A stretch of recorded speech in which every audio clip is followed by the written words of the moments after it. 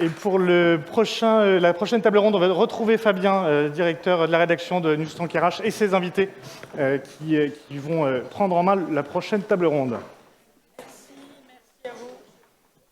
Merci à vous. Bonjour. Installez où vous voulez. Je vous laisse le choix de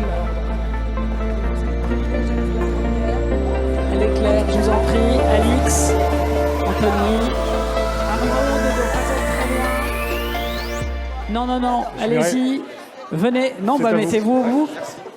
Arnaud, voilà, super. Merci à vous. Sans transition. Alors, on a bien noté l'enthousiasme de la ministre Elisabeth Moreno.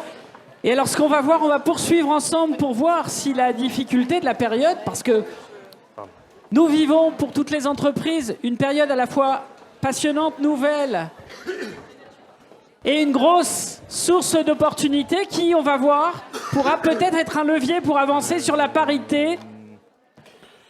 Et c'est tout l'objet de cette table ronde, parité et tension sur le marché du travail. Je vous présente très vite nos intervenants.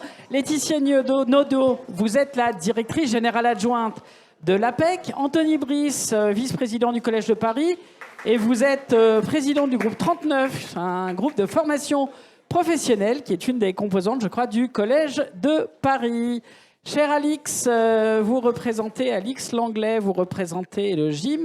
Vous êtes à la fois directrice de la communication et de l'innovation, du développement des compétences dans l'industrie, au sein du GIM, le groupe des industries métallurgiques.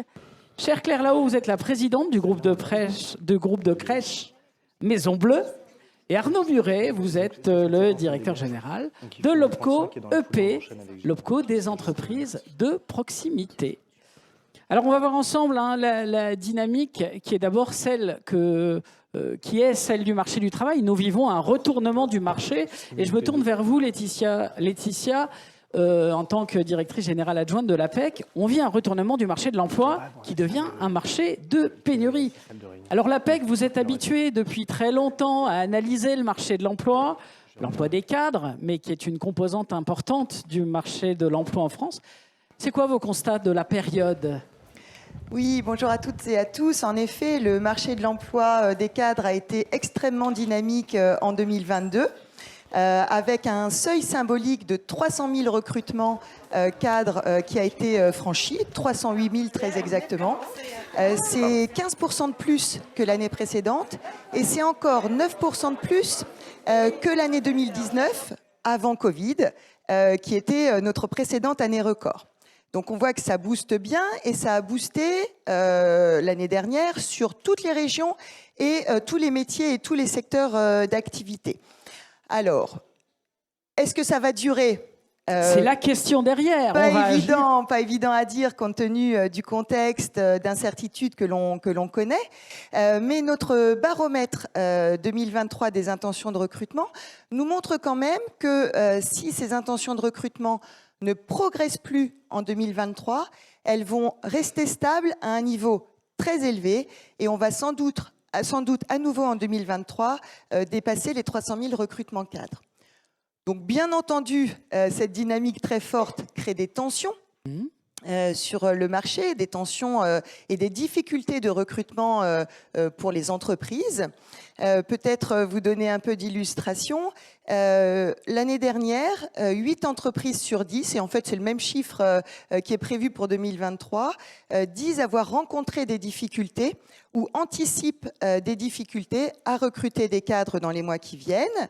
Et chiffre, moi, qui m'affole pas mal, l'année dernière, une entreprise sur 4 a même dû renoncer à au moins un recrutement de cadres, faute de candidats. Et, bien entendu, en conséquence de toutes ces difficultés, les délais de recrutement s'allongent très fortement et il faut désormais 12 semaines pour finaliser un recrutement cadre. C'était 11 semaines l'année dernière et 9 semaines l'année précédente. Sachant que concrètement, de façon opérationnelle pour l'entreprise, si on se projette, le cadre non recruté, c'est un développement qui n'existe pas dans l'entreprise, c'est du business peut-être de perdu. C'est sa croissance qui est entravée, très clairement. Et c'est des choses que vous aviez déjà dans le temps, puisque vous analysez le marché de l'emploi cadre depuis très longtemps, constaté des niveaux de pénurie aussi forts ? Alors clairement, ça s'est renforcé, à la fois peut-être sous l'effet de rattrapage après le creux de la crise Covid, mais aussi parce que l'économie française a bien résisté malgré les crises, et puis les dépenses d'investissement des entreprises restent à un niveau très élevé. Ouais. Pour répondre, parce que nécessité fait loi, on l'a dit, c'est un enjeu vital pour l'entreprise et pour son développement, est-ce qu'on n'a pas là une formidable opportunité ? Elisabeth Moreno dit qu'il faut changer la façon de fonctionner, il faut changer les habitudes. Est-ce qu'on n'a pas là un ressort extraordinaire pour progresser sur la parité ? Alors, très probablement, on voit que face à ces difficultés de recruter et à la concurrence entre les entreprises sur le marché, on voit que la plupart des entreprises ont déjà commencé à adapter leurs pratiques de recrutement et également à ajuster leurs critères de recrutement. Et 9 sur 10 l'année dernière ont ajusté leurs critères, notamment le niveau de rémunération initialement prévu ou le profil, certains critères du profil du candidat initialement recherché. Donc on voit que ça bouge.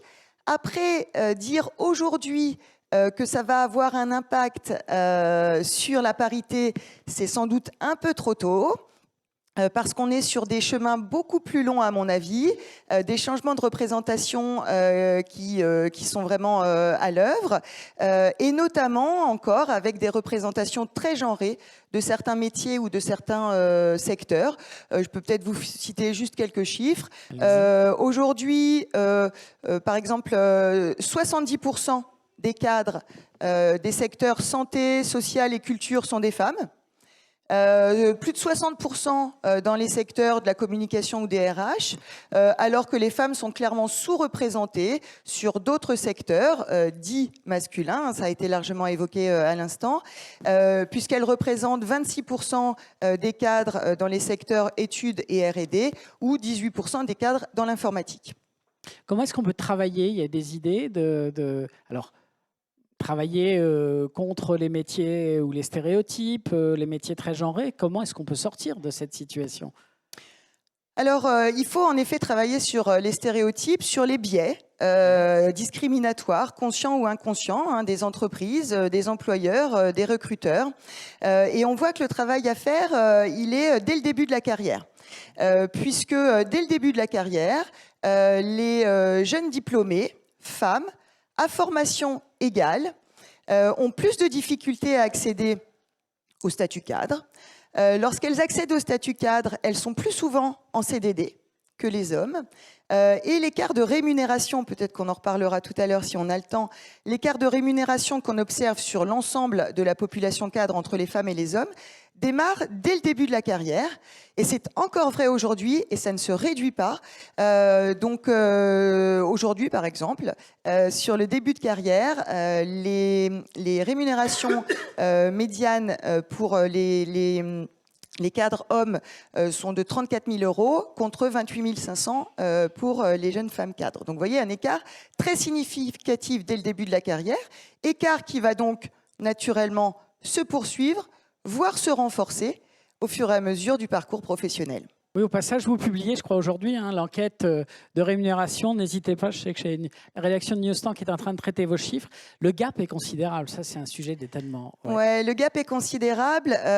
Donc malgré l'index, malgré exactement. Les Alors mesures. Ce qui est vraiment très incroyable, c'est que donc l'écart au global entre les femmes et les hommes est de 15%. Ouais. Et ce qui est incroyable, c'est que cet écart, il ne bouge pas.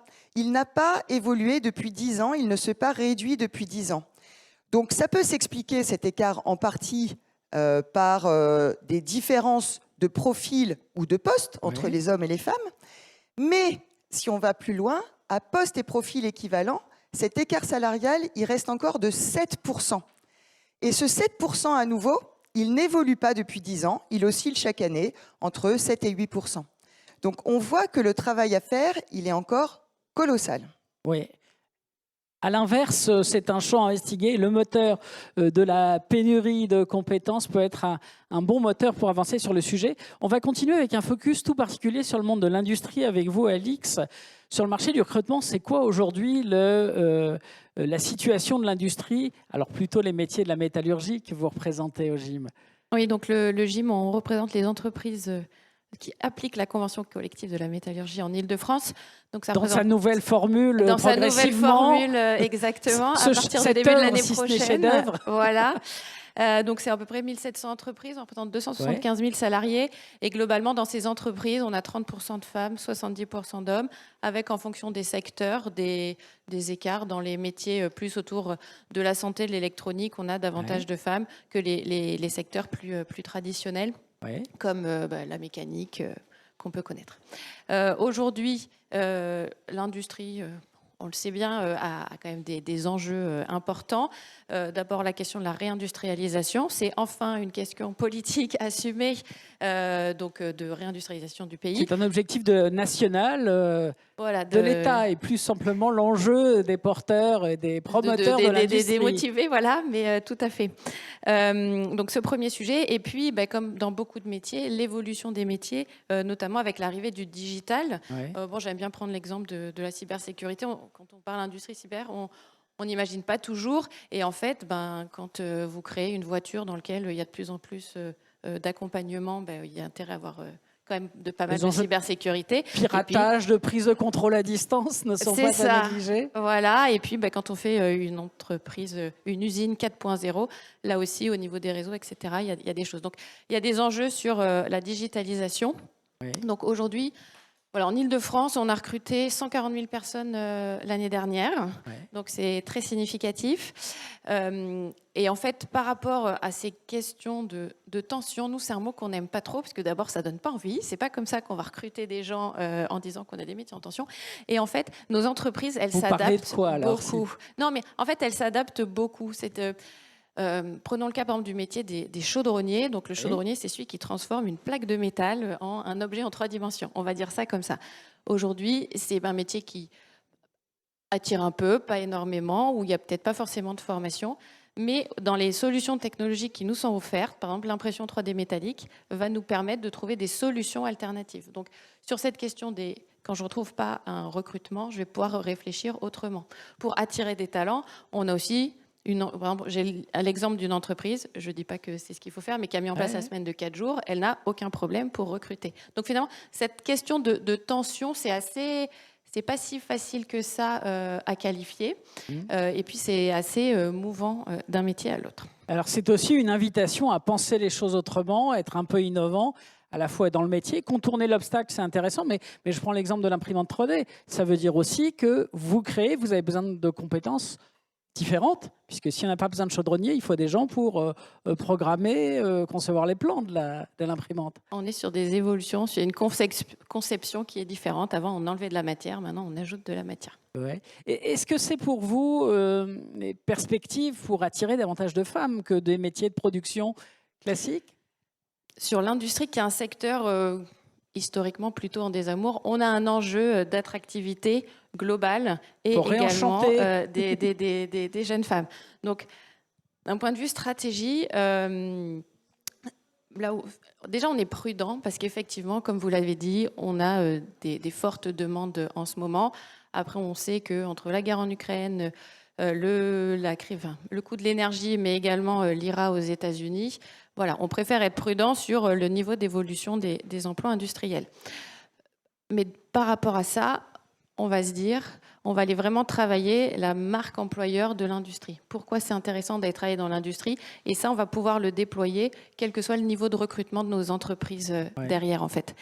Et donc, par rapport à se donner envie, on va aller adresser un public qui est assez large. C'est d'abord les jeunes. Alors, on parlait tout à l'heure, les jeunes centraliennes avaient parlé des terminales. Oui. On a parlé des collèges. On a dans nos CFA des jeunes qui sont en spécialité robotique, qui vont voir des jeunes de maternelle, qui vont leur donner un cahier des charges. Donc, voilà, on y va assez tôt.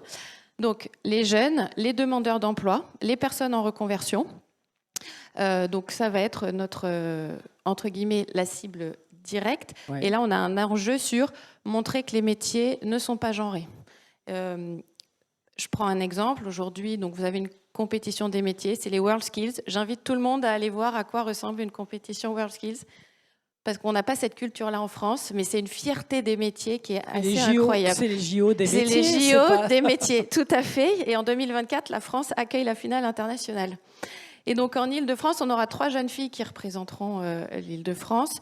On a là en cybersécurité justement, en intégration robotique et en fraisage, on a une jeune de 16 ans qui représentera l'Île-de-France. Donc voilà, travailler sur cette image des métiers sur les jeunes.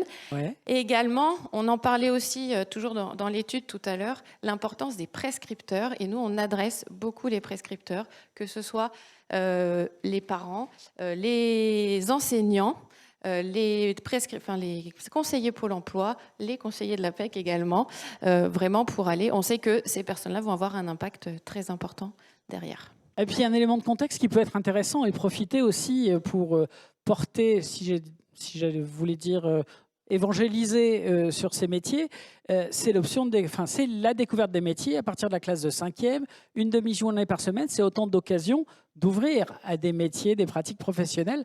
Alors après, c'est aux entreprises et à leurs représentants d'aller pousser la porte des écoles, mais là, il y a matière. Simplement, c'est du long terme. On sent vraiment, et je pense que c'est à saluer, il y a un frémissement côté éducation nationale sur ces sujets-là. On était partenaire de la première université école-entreprise, et voilà. On a entendu des discours autour de entreprises et écoles doivent se rencontrer, les jeunes doivent aller faire des stages, les enseignants doivent aller faire des stages, entreprises ouvrez de nouvelles portes, qui est assez nouveau. Et donc, voilà, on est sur la bonne route. C'est quoi les nouveaux métiers d'avenir depuis votre poste d'observation ou les métiers dans lesquels les besoins... Alors, on a parlé du digital, peut-être pas seulement. Alors, on a effectivement donc, les métiers du digital. En fait, il y a quand même 2 métiers sur lesquels on sait, même si on n'aime pas ce métier de tension ou de pénurie, sur lesquels on est pénurique aujourd'hui. Clairement, les métiers du digital, et on le sait, c'est une pénurie qui est mondiale aujourd'hui. Donc, on ne peut qu'encourager les jeunes à y aller, en particulier les jeunes filles. Et un deuxième métier qui lui aussi pâtit probablement de son nom, la maintenance. Voilà, souvent on n'a pas une très bonne image. Et en fait, il y a des enjeux sur la maintenance très importants. Ça va avec la question du cycle de vie de produits, de la réparabilité. Donc toutes les thématiques autour de l'environnement, on rattache ça. Et c'est des métiers où on allie à la fois le côté intellectuel, parce que voilà, j'ai une panne, à quoi elle est due, parce que ça peut être multifactoriel. Et puis le côté un peu plus manuel que un certain nombre de personnes recherchent également. Ça résonne avec ce que montrait l'enquête, hein, l'attente des jeunes femmes d'avoir du sens et des métiers qui ne soient pas en contradiction aussi avec les enjeux environnementaux. Tout à fait. Arnaud Muret, on poursuit ensemble notre tour d'horizon. Alors vous, de votre poste d'observation, de directeur général de l'OPCO-EP, quid de la situation des entreprises de proximité? À côté, on a vu le monde industriel. Eh bien, il y a des similarités. L'OPCO-EP, en général, vous ne savez pas trop qui on est. En quelques mots, nous sommes un organisme qui finance la formation professionnelle, en particulier l'apprentissage et puis la formation des salariés. On couvre, c'est un peu technique, 53 branches, l'artisanat alimentaire, de services, dit autrement, c'est tous les métiers... Lorsqu'on flatte votre estomac, on vous nourrit, donc c'est boucherie, boulanger. On vous rend beau, coiffeur, esthétique, on vous habille, habillement, chaussures. Ouais. On vous accompagne tout au long de la vie. Il y a les assistantes maternelles, donc de la prime enfance, et puis moins rigolo, il y a le funéraire, et puis il y a les avocats, les notaires, tous ces gens qui vous accompagnent. En fait, quand vous prenez une rue piétonne, 80% des entreprises de la rue piétonne sont présentes au sein de l'OPCO-EP. Donc on est en fait le cadre de vie et ça renvoie à tous les échanges. Là encore, d'où nous sommes, on voit une très forte tension sur l'emploi. On observe alors le chiffre de plus de 350 000 sur notre secteur d'activité est avancé en demande d'emploi. Donc c'est des niveaux de qualification qui démarrent de la 3e, puisque dans les métiers de l'artisanat, vous démarrez par le CAP, le BEP, il n'y a pas d'autre voie. Et puis ça va jusqu'à Bac plus 5. Et là, aujourd'hui, si vous voulez, ce qui est assez significatif, c'est que cette transformation, on la voit, mais nous, on la sent durable, en réalité. On a noté les incertitudes liées à la croissance économique. De votre point de vue, pour vos métiers, on est sur du durable? Nous, on l'aperçoit durable parce qu'en fait, pour nous, elle repose sur une transition démographique. C'est-à-dire que quand vous regardez les indicateurs, on se dit finalement la France ne fait pas une croissance phénoménale. En réalité, on est de quelques pourcents. Par le passé, on avait coutume de dire que l'emploi était tiré par la croissance. Là, on a une croissance qui est relativement faible, mais qui reste positive, et il y a de l'emploi. Alors, quand on regarde en détail ce qui se passe, il y a deux choses. La première chose, c'est que vous avez des départs en retraite qui commencent à arriver de façon assez significative, ce qu'on appelle le baby-boom, en fait, tout simplement.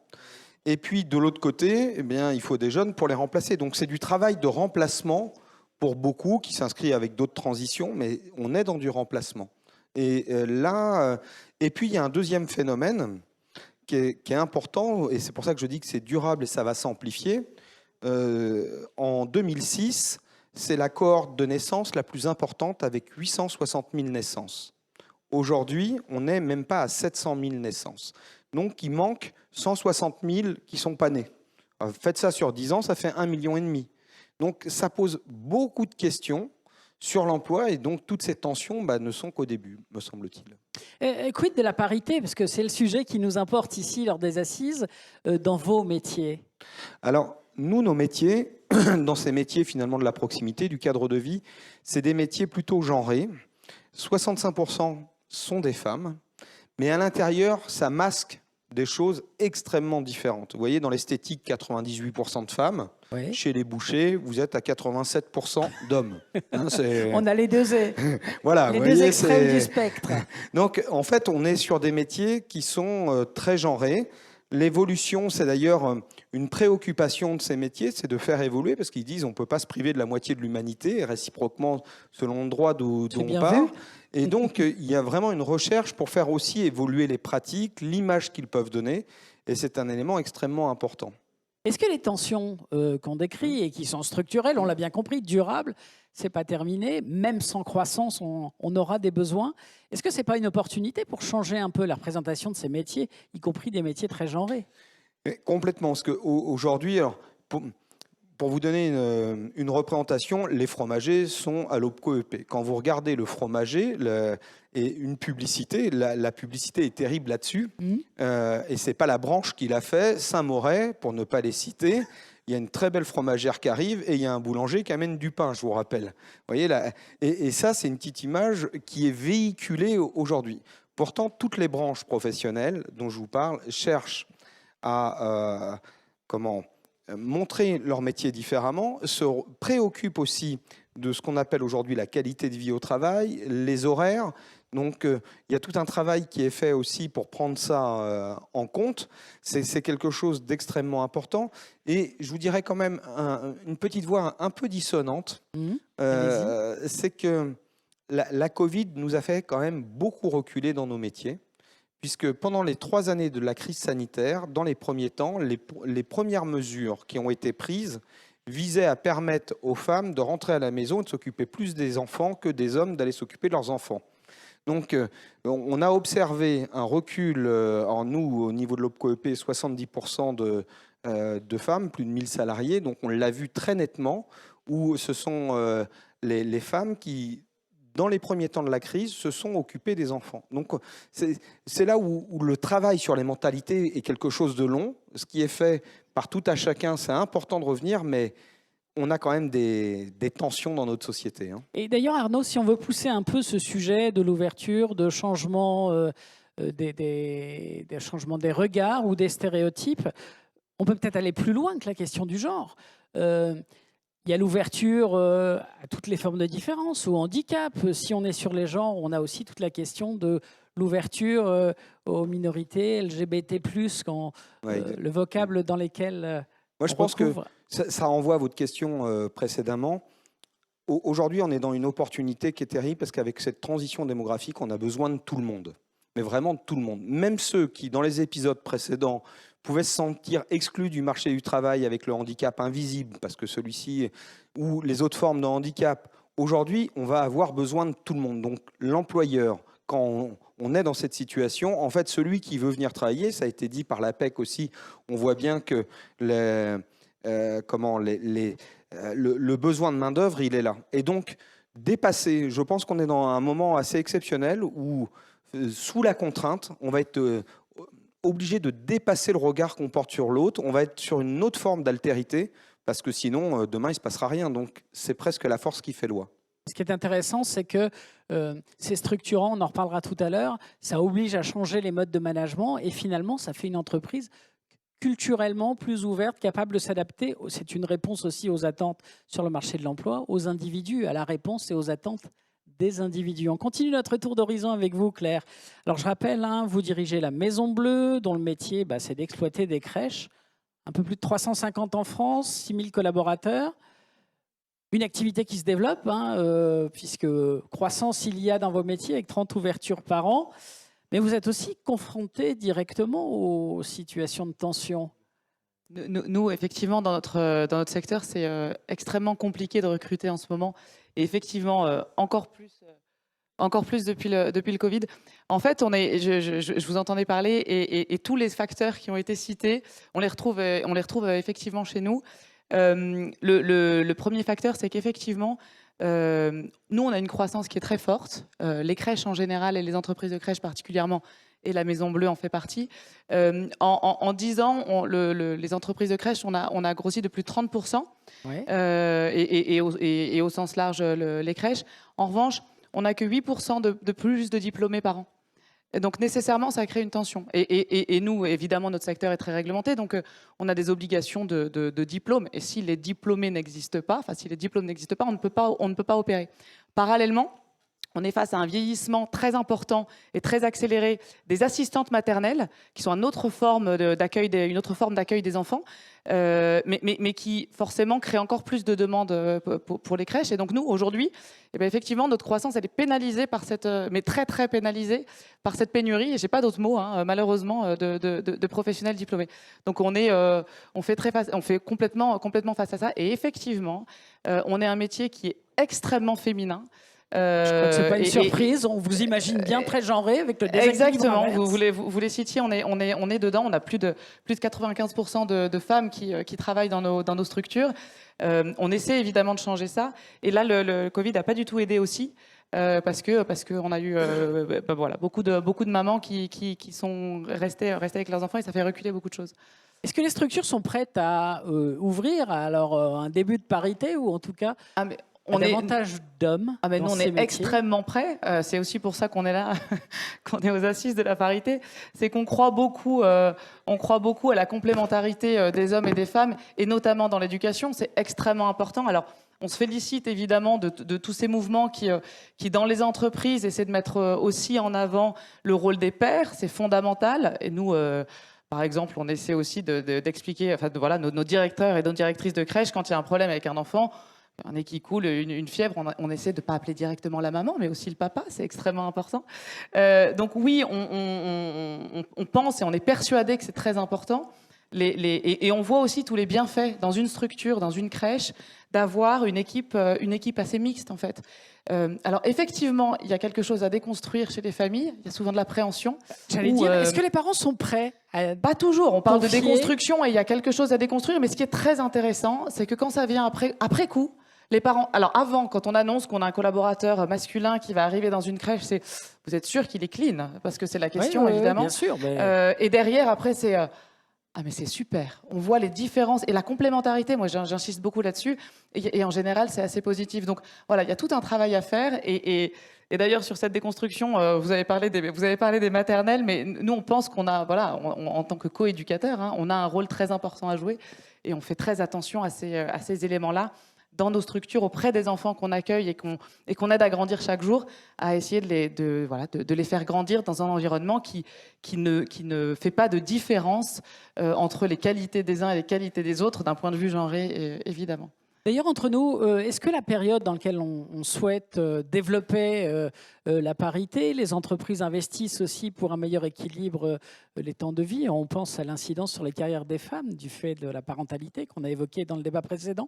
Ça vous sert dans votre activité? Est-ce que les entreprises investissent davantage dans Alors nous, c'est vrai qu'on travaille beaucoup avec des municipalités, mais aussi beaucoup avec des entreprises qui vont réserver des places de crèche pour leurs collaborateurs. Oui, évidemment que c'est un argument extrêmement important. Je pense que ça ne fait pas débat que parentalité et parité ont un lien. Donc une entreprise qui veut recruter déjà au sens large, elle doit prendre en compte le bien-être de ses collaborateurs et pas uniquement sur le lieu de travail, mais dans son contexte personnel, ça c'est évidemment très important et je pense qu'il n'y a pas un recruteur qui vous dira l'inverse. A fortiori les femmes, parce que on le sait, et il y a encore effectivement un lien très très fort entre la carrière de la femme et sa maternité. Et donc effectivement, proposer des places en crèche, ça permet un retour à l'emploi plus rapide dans des conditions beaucoup plus sereines, ça c'est évident. Donc oui, bien sûr que le contexte est porteur. Après, ce qui est très compliqué, c'est qu'en ce moment, en même temps, ça a été mentionné aussi, il y a de l'inflation. Et donc les entreprises essaient de maîtriser au maximum leurs coûts. Et parfois, il peut y avoir cette tendance de se dire, c'est accessoire. Or, ça n'est pas accessoire. On verra plus tard. Or, ça n'est pas accessoire. Enfin, moi, j'en suis évidemment persuadée, moi, en tant qu'employeur. Hein, nous, on a mis un grand plan en interne pour justement aussi favoriser ces recrutements, ce bien-être des collaborateurs, la prise en compte des situations individuelles. Donc, voilà, ça n'est évidemment pas accessoire.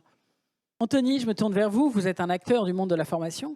Votre regard à vous, ces périodes de tension, est-ce que ce n'est pas une opportunité pour faire progresser la parité ?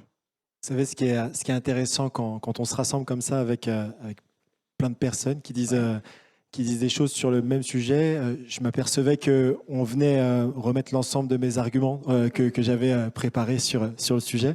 Mais on a oublié de parler d'une chose qui est la responsabilité de l'État. Je pense que ce secteur le marché de l'emploi qui est en tension aujourd'hui, il y a une responsabilité qui est régalienne, puisque au sein de nos écoles, on parlait tout à l'heure du collège, du lycée, où est l'intervention de l'État lorsqu'il s'agit de venir parler aux jeunes filles, du coup. On parlait de la tech tout à l'heure. Les organismes de formation interviennent en troisième lieu. Vous avez les parents, vous avez l'école, et nous, on arrive après. On arrive à un moment donné où les esprits sont déjà conditionnés à penser les filles vont vers tel secteur et les hommes vers d'autres. Et donc, nous, on arrive en pansement sur le sujet. Et voilà, c'était quelque chose d'important pour moi, parce qu'on est au ministère aujourd'hui, et la parité, elle ne peut pas passer sans une intervention directe de l'État dans les premières années des enfants. Ensuite, pour ce qui est de l'opportunité, je pense que c'est une réelle opportunité pour deux raisons. La première, et du coup, vous le disiez juste avant, les entreprises n'ont pas le choix. Ouais. Elles sont dans une situation en tension. Elles peuvent plus se dire, et je ne vais pas prendre de gants sur le sujet, oui, non, je ne vais pas prendre celui-ci. Non, vous êtes obligé de vous focus uniquement sur les compétences. Et bien donc, que ce soit une femme, un homme, peu importe l'origine, vous êtes obligé de choisir sur les compétences. Sinon, et non plus... c'est ce que décrit Laetitia, c'est des marchés qu'on ne prend pas, c'est de l'activité et de la croissance qui disparaît. C'est ça, mais avant, on se donnait l'impression d'avoir le choix. Aujourd'hui, c'est plus le cas et c'est tant mieux. Et vous avez une deuxième opportunité que je vois là, qui est la construction de l'argumentation des entreprises pour venir recruter. Parce que, et du coup, là, je prends le sujet de la parité en entreprise. Quand vous avez, je prends l'exemple de la maman célibataire qui a besoin d'un emploi du temps adapté pour la garde de son enfant, en période de tension, l'entreprise, elle va davantage travailler sur ce point-là pour attirer ce public, alors que sans tension dans l'emploi, vous vous retrouvez du coup avec ce qu'on a vécu ces dernières années. Alors là, c'est aussi un facteur de développement de l'insertion pour les gens les plus éloignés de l'emploi. C'est aussi une bonne nouvelle de ce point de vue. Je suis complètement d'accord avec vous sur le sujet. Au niveau de l'insertion, et ce qui est intéressant avec la parité, c'est qu'on se retrouve du coup avec des entreprises qui viennent créer des choses dédiées à la parité. Et j'ai l'une de mes structures qui est dans la tech et dont l'informatique, la data. Et on se retrouve avec des entreprises qui viennent favoriser l'emploi des femmes en dédiant des postes à des femmes. Alors, moi, en premier lieu, c'est quelque chose que je trouve gênant. Mais on est dans un monde qui s'est construit depuis des milliers d'années dans un système encore plus gênant, qu'on est obligé de mettre en place ces solutions-là pour venir solutionner les problèmes qu'on a nous-mêmes créés. Donc c'est la moins mauvaise des solutions pour régler un problème. Pour donner un exemple, il y a une association qui travaille avec l'une de nos structures Webforce 3 qui s'appelle Social Builder, qui du coup crée des parcours 100% dédiés aux femmes pour devenir dev et pour potentiellement demain venir créer l'intelligence artificielle aux côtés des 70%, je crois que c'est le chiffre qu'on a donné, de dev sur le sujet. Et Elisabeth Moreno, dans la séquence précédente, expliquait à quel point c'était dangereux que nous soyons demain entourés et vivants, gouvernés par des algorithmes qui ne seraient simplement conçus que par un genre. C'est effectivement un sujet, on en parlait ensemble également. Si demain, si l'intelligence artificielle est construite uniquement par des hommes, comment son apprentissage en tant qu'intelligence artificielle va-t-elle continuer d'être exploitée. Je ne suis pas sûr que ce soit très positif pour nous. C'est une tragédie collective si on ne rectifie pas le tir. Peut-être, pour finir, parce que le temps passe très très vite, est-ce que finalement les tensions que l'on évoque, est-ce que la stratégie pour s'en sortir, c'est pas tout simplement l'entreprise alors inclusive avec un grand I, avec une posture, c'est à chacun d'entre vous, mais vous pouvez commencer, Anthony, Alors, et à quelles conditions? Si je dois commencer, je dirais que la parité, elle fait partie de l'inclusion. Oui. Et parfois, vous savez, je rigole dans les grands clubs où on arrive et on dit « Oui, moi je fais de l'inclusion, j'ai recruté ». Non, en fait, à partir du moment où vous faites de l'inclusion, il y a un petit sujet déjà derrière parce que et on parle du management, etc. Il faut absolument qu'on arrive demain à créer, on parlait des biais de similarité. Ouais. Porter au management des personnes qu'on dirait issues de l'inclusion, puisque c'est le terme actuel, et vous verrez des biais de similarité s'étendre partout et le sujet sera un tant soit peu réglé. Laetitia, sur le... Oui, je reprends ce que vous disiez à l'instant. Je trouve que plutôt que parler d'inclusion, ce qui est intéressant, c'est que les entreprises fassent appel aujourd'hui à des viviers de compétences plus larges. En fait, c'est de ça dont il s'agit. Donc c'est vrai, bien sûr, pour les femmes, c'est notre sujet aujourd'hui, mais c'est vrai, tout à l'heure, vous l'avez évoqué, pour les travailleurs en situation de handicap. C'est vrai aussi, par exemple, pour les seniors. Hein, on sait que ce sont aujourd'hui des viviers qui sont disponibles et qui sont sous-utilisés dans les entreprises alors que les besoins existent. Donc voilà, je pense que ça peut être un atout, en effet, pour les entreprises de viser ces compétences de façon plus large, même si aujourd'hui, on ne peut pas considérer que ce soit un facteur d'attractivité réel. Nous, ce qu'on observe dans nos études, c'est que c'est plutôt, pour notamment les jeunes générations, un repoussoir lorsque les entreprises n'ont pas de politique RSE et n'ont pas de politique inclusive. Ce n'est pas forcément un critère de choix, mais c'est un critère repoussoir si l'entreprise n'en a pas. Alors c'est encore plus puissant, on ne peut pas ne pas faire, on doit être bon, sinon c'est injustifiable. Ouais. Ce qui est aussi une récompense des entreprises qui ont anticipé le sujet. Arnaud, Claire, Alix, dans l'ordre que vous voulez.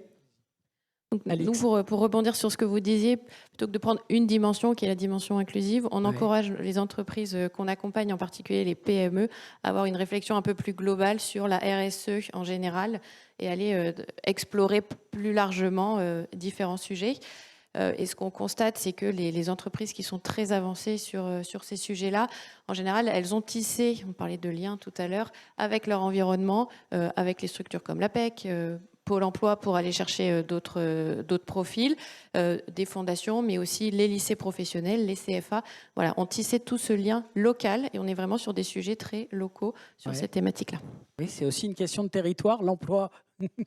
Claire. Juste une petite chose, on parle d'attractivité, mais ce qui est intéressant aussi dans ce contexte, c'est que ça force aussi les entreprises à se poser la question de la rétention de leurs collaborateurs, Oui. Qui est un élément fondamental, et effectivement, parce qu'on mise aussi sur l'expérience, et ce, à tous les âges, et ça c'est évidemment important, il y a l'emploi des seniors, etc. Et nous, par exemple, pour donner cet exemple-là, dans la rétention, il y a aussi le fait de prendre en compte les situations de nos collaborateurs, c'est ce que je disais tout à l'heure, dans leur vie. Et nous, récemment, à la Maison Bleue, on a signé un partenariat avec le Fonds de dotation Femmes et Avenir, qui est un fonds de dotation qui travaille en fait auprès des entreprises pour accompagner les familles, majoritairement des femmes, à 80%, en situation de monoparentalité, et pour éviter qu'elles tombent dans la précarité aussi. Donc c'est tout un accompagnement qu'on met en place aussi de nos collaborateurs dans cette situation-là, parce que parfois, effectivement, quand l'école appelle et qu'on est parent solo, il faut y répondre, il faut que les managers soient préparés à ça. Donc je pense que cette situation de tension force aussi les entreprises et les managers à accompagner leurs collaborateurs dans des situations particulières, et pour viser notamment aussi à les retenir, et c'est quelque chose de très vertueux. Voilà. Absolument. Arnaud, sur la rétention, je sais que vous... Non, mais sur l'inclusion en particulier, quand on observe le secteur, celui que j'ai la chance de couvrir avec l'OPCOEP, où il y a plus de 397 000 TPE, principalement des moins de 11, en fait, l'inclusion ne se pose pas du tout dans les termes aussi, je dirais, dogmatiques ou un peu administratifs. la société, et ça c'est un peu dit là dans nos échanges, est beaucoup plus prête à l'inclusion aujourd'hui qu'à ce qu'elle pouvait l'être il y a une vingtaine d'années. Aujourd'hui, il y a un tel besoin de faire autrement. Les jeunes, ce qui renvoie, mais même dans les TPE, c'est plus du tout le sujet. Ils sont beaucoup dans des établissements scolaires où la mixité était déjà très présente, mais mixité homme-femme, mixité, ils ont eu des professeurs souvent qui étaient des femmes ou des hommes, vous voyez. Donc il y a déjà toute cette acceptabilité qui est là. Aujourd'hui, avec cette transition démographique, je réinsiste dessus parce qu'il y a un tel besoin de travail, il y a un tel besoin, et bien à ce moment-là, ces entreprises sont, je dirais, quasiment mûres à toute l'inclusion. Et ce qui est intéressant, c'est qu'elles ont un rôle levier aussi pour changer la représentation. Je pense au boucher, notre super boucher moustachu, qui était l'icône de la profession, finalement, qui va recruter une femme qui va l'aider à débiter. Finalement, il change le regard aussi de ses clients parce que la personne est en lien direct. Exactement. Et c'est une profession qui fait énormément d'efforts, je pourrais en citer d'autres, pour changer le genre. Et le parallèle est peut-être osé avec la crèche où on disait je mets un homme, à ce moment-là, le regard des autres il change. Là, vous mettez une femme dans une boucherie, le regard il change. C'est exactement la même chose. Passer l'étonnement et on se dit finalement c'est très bien. Exactement. Donc c'est un facteur très important. La femme du boucher. Sur le timing, mais c'est réglé, il n'y a pas de problème. Je vous remercie. Merci pour ce rappel à l'ordre, mon cher Gilbert. Je pense qu'on peut remercier et applaudir nos intervenants, que je remercie donc Anthony, Claire, Arnaud, Alix, Laetitia. Merci. Parce qu'il n'est jamais trop tôt pour lutter contre les inégalités. Parce que le monde change et que les femmes aussi en sont les architectes. Parce que nous avons besoin de modèles inspirants pour atteindre les objectifs de parité. Pour que ce sujet n'en soit plus jamais un. Pour réussir cette transformation, il nous faut de l'ambition. Sur tous les sujets qui comptent, c'est à nous d'agir. Ensemble, faisons bouger les lignes.